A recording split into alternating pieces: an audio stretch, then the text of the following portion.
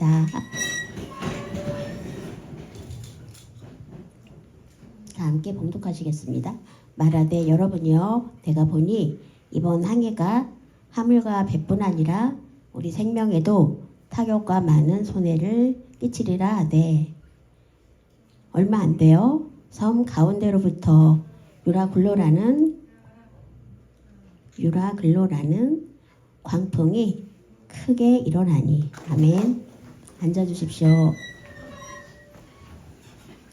오늘 말씀의 제목은 유라글로, 아주 매서운 강풍의 이름이에요. 이 제목으로 함께 은혜 나누기 원합니다. 바울 선생님이 그때 로마에 투옥되기 위해서 가는 중이었어요. 256명이 타는 선박이었고, 그때 보니까 바울 선생님이 보니 백부장, 100명의 부하를 둔 대장이고 천부장은 1000명의 부하가 있죠. 백부장이 선주에게 말을 해요. 사도 바울이 말을 해요. 백부장에게 이번 항해는 좀 위험할 것 같다. 그리고 물건이든 사람이든 위험할 것 같으니 항해를 좀 다른 데로 하자고 얘기를 합니다. 그때 선주는 말을 해요. 이렇게 날씨도 좋고 일기도 좋은데 무슨 얘기냐. 내가 경험을 해보니 안전하다. 그래서 백부장이 선주의 말을 더 신뢰를 하죠. 그리고 사도 바울의 말을 그냥 묵살해요. 예전에는 선박이 크지 않았잖아요. 그렇기 때문에 대부분 이제 한국에 보면 아주 큰 바다에 보면 바다가 있고 거기서 멀리 떨어지지 않죠. 항상 그 해협을 가까이 두고 항해를 했어요. 그것이 안전하기 때문에 해안을 따라서. 근데 베닉스라는 곳, 근데 굉장히 멀지만 지금이야 배가 빨리 가지만 쉬었다가 가기도 하고 그렇게 하는데요. 그게 이제 춥지 않은 날씨여서 적당할 것 같다. 그래서 로마까지 잘 갈 수 있겠다. 죄인들을 후송할 수 있겠다. 이렇게 후송할 수 있겠다 생각을 하고 가는 내용이에요. 사도 바울은 그 상황이 어땠냐면 속죄일, 속죄일은 회개도 하고 금식도 하는 그런 주간이었잖아요. 그래서 그 기간이 끝났기 때문에 그때가 아마 9월이나 10월경이었을 거예요. 한국으로 보면 보통 태풍이 언제 오죠? 주로 여름에 있고 7월부터 8월까지 그리고 10월까지 가을까지 태풍이 계속 오잖아요. 그쪽에도 마찬가지였을 것 같아요. 그래서 좀 위험할 것 같다라고 사도 바울이 백부장에게 설명을 해요. 그런데 선주의 말을 더 믿었죠. 누구 말을 믿었을까요? 백부장이.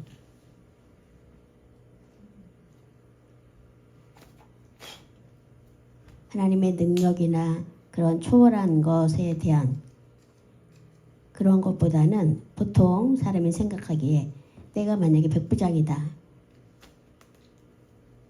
그러면 경험이 있는 사람 말을 더 믿겠죠. 그리고 하나님의 말씀을 전하는 사람인데 사도 바울은 보통 목사님에게는 그렇게 하죠. 하나님의 말씀이라면 목사님의 말씀 믿을 수 있지만 그 외에는 경험자가 더 경험자의 말을 더 믿게 되잖아요. 그렇기 때문에 선주의 말을 백부장이 더 믿었어요. 그렇기 때문에 그것이 결국 파손하는 그 역할이 되게 되는 그러한 일인데, 사도 바울은 어떻게 됐어요? 나중에 순교를 하죠. 참수형을 당해요.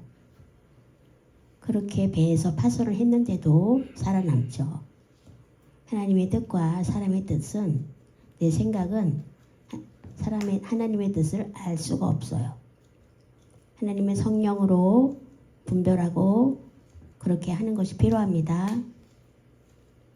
우리가 지금 예수님을 믿는 사람들, 근데 하나님을 집중하다 보면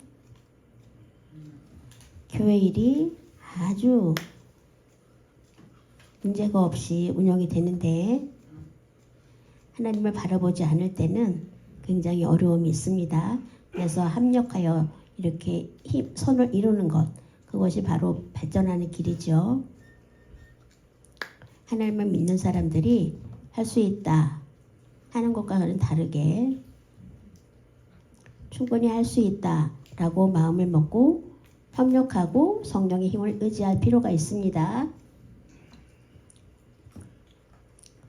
얼마 안 돼요. 섬 가운데로부터 유라굴로가 일어났다. 문제 없다고 생각하고 항해를 시작하죠. 저는 원래 왔다 갔다 하면서 말씀을 전해드리는데 움직일 수가 없으니까 묶여있는 느낌이 들어요. 멀리 간 것도 아닌데 얼마 가지 않아서 아주 심한 태풍이 불어왔어요. 14일간이나 배가 그 광풍에 밀려갔던 거죠. 돛대도 안 거쳐지고 어쩔 수 없이 항해 그 태풍에 밀려서 모조리, 그래서 결국엔 짐을 모두 다 버리게 됩니다. 먹을 것도 다 버리게 되고, 일단은 배를 가볍게 해야 되기 때문에, 그래서 배가 떠 있어야 되니까 그래서 다 내버리게 돼요. 그래서 계속 파도에 밀려가는 그런 상황입니다. 유라굴로 태풍, 한국의 그 태풍, 바닷가에 막 태풍이 일어나는 거, 그 정도라고 생각을 할 수 있죠. 근데 유라굴로, 만약에 바람만 분다면, 보통 이제 미국의 밭 같은 데 보면 회오리 바람이 불잖아요. 그거는 모조리 초토화시켜줘, 모든 것들을. 근데 물에서 올라온 그 바람. 근데 예수 그리스도께서 계실 때 바람아 잔잔하라고 명령하신 일이 있어요.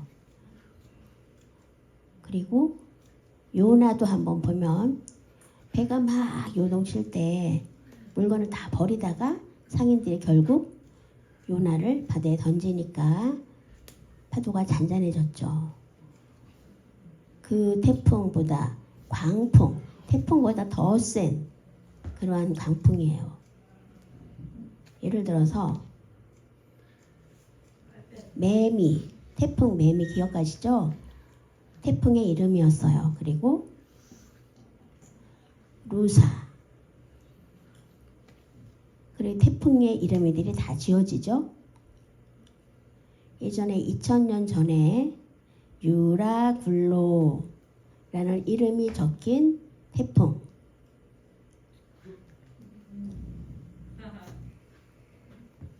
옛날에는 태풍 이름을 어떻게 졌는지 모르겠지만 그 태풍 이름을 유라굴로라고 썼어요. 근데 지금도 바람 이름, 태풍 이름을 그렇게 썼다. 옛날에 그때도 태풍의 이름을 붙였다. 옛날에는 모를 것 같지만 그 상식의 수준이 최고인 것 같습니다.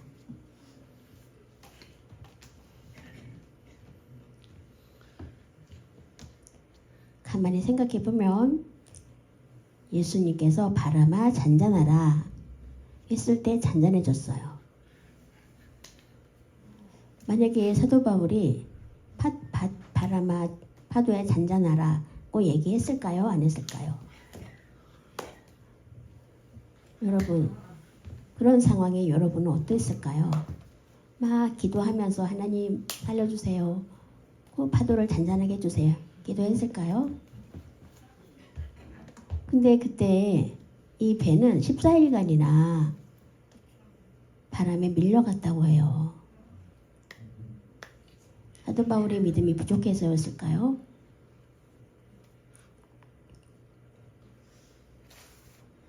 파도가 잔잔해질 수 있는 것도 하나님의 뜻이고 또 막 배가 밀려서 광풍에 밀려가는 것도 하나님의 뜻이고 사도 바울의 잘못이 아니라 중요한 것은 막 그렇게 광풍에 밀려서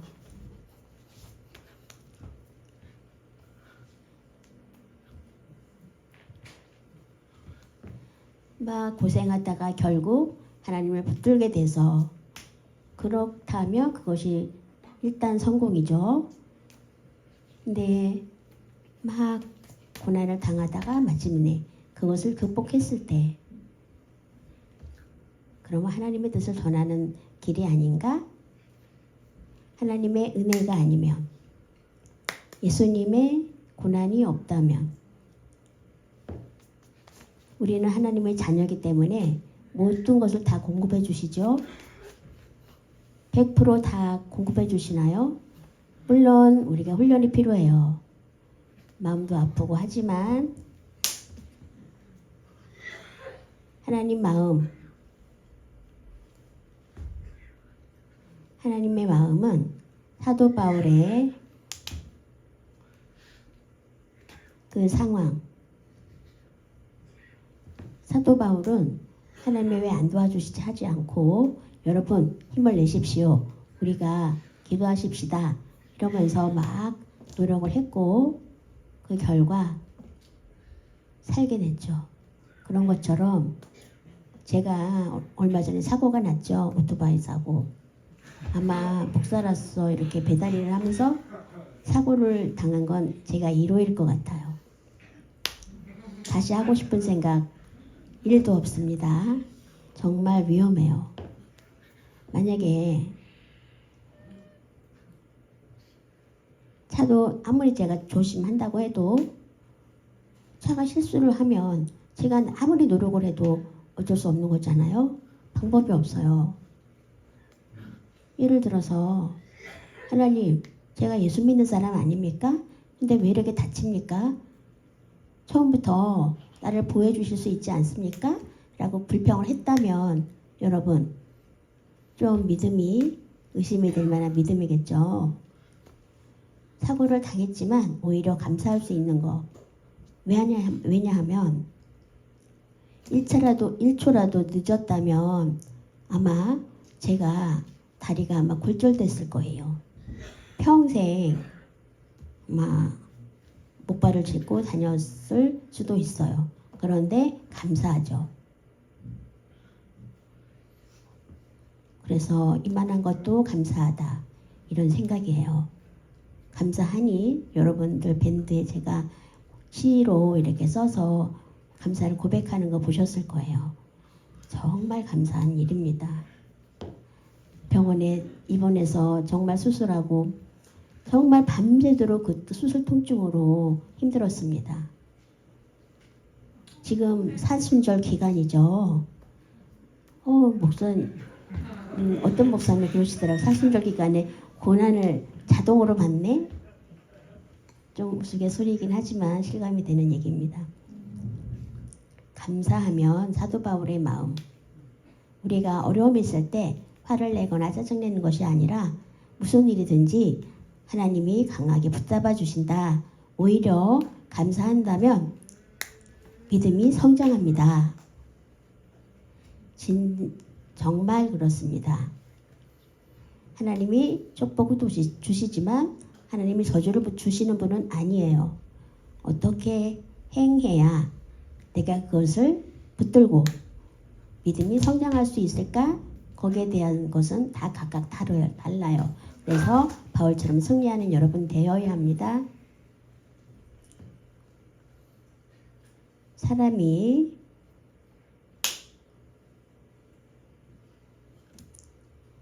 뜨거운 불 가운데서 구원을 받은 사람, 지금 예수님은 살아계십니까? 예수님은 마음 아니에요. 여기에 계세요. 무슨 말씀인지 아시겠어요? 제가 이거 인대가 파열됐어요. 십자인대 파열.